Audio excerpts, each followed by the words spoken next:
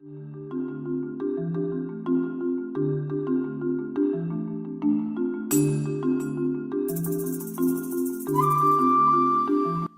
first night we were actually at Tenalian, I was sitting down by the lake, just kind of praying about, all right, God, like, did I really come here for the right reasons? Because honestly, part of the reason why I chose to come here was I've never been to Alaska before.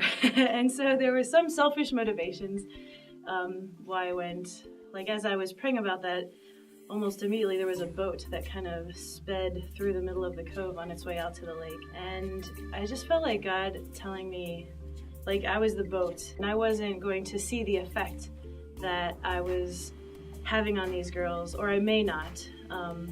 Just like, you know, they didn't see the waves come ashore, but God assured me that they would, and they would eventually get to the shore, and they would eventually impact the area around them. But all I was to do is to be obedient to His calling and to what He was telling me to do.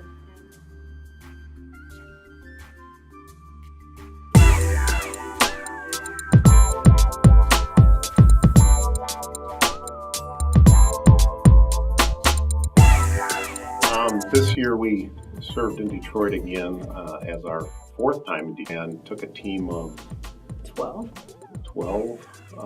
ranging from Susan Hayden being the oldest to Curtis Brown as the youngest at 19 years old.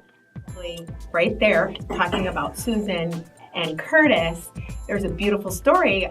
We brought Curtis with us mainly just to learn because he had the same childhood as the kids in Detroit.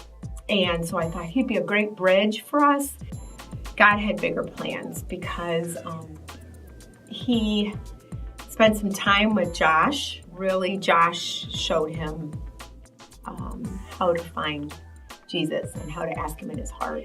And by the third night, he announced that he had accepted Jesus as a Savior. It was the first time, I think, before my eyes, I really saw that transformation. What was really cool about it is that day was Susan Hayden's anniversary. She calls it her Christian birthday. Only God could have planned that. We couldn't have.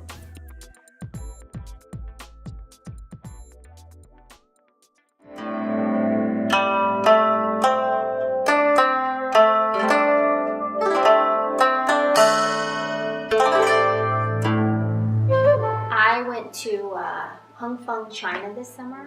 One of my big fears in going was who's going to take care of my two little girls while I was gone. And I talked to Abby Arnold, and she said, you know, my girls have a mom every day, but these kids in China, they don't have a mom.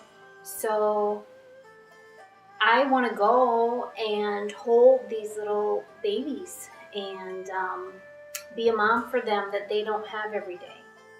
God's just really growing in my heart a love for orphans and wanting to consider how I personally can be more involved with the skills that God has given me to be more involved in orphan care.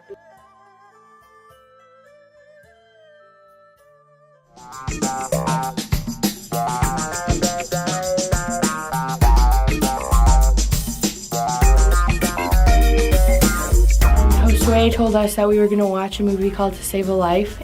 It was really cool to know that there's people that would risk getting made fun of and all of that to share Jesus with them. It just helped me to understand how important it is to share Christ with people. And that day when we taught, 12 people came to know Christ, and it was really cool and it was really exciting. And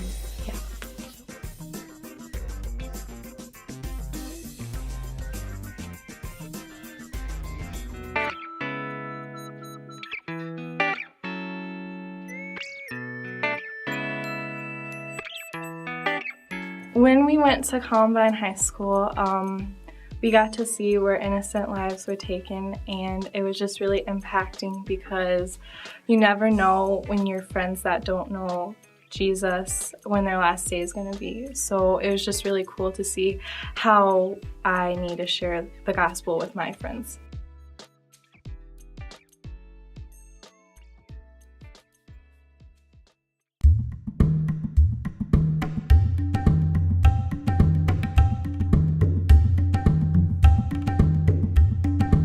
So this winter, my dad and I took a trip to Uganda, and it was really an amazing experience, because the message that I spoke about in Uganda was John 15. Like, we need to be connected to the vine, because Jesus is the vine and we're the branches.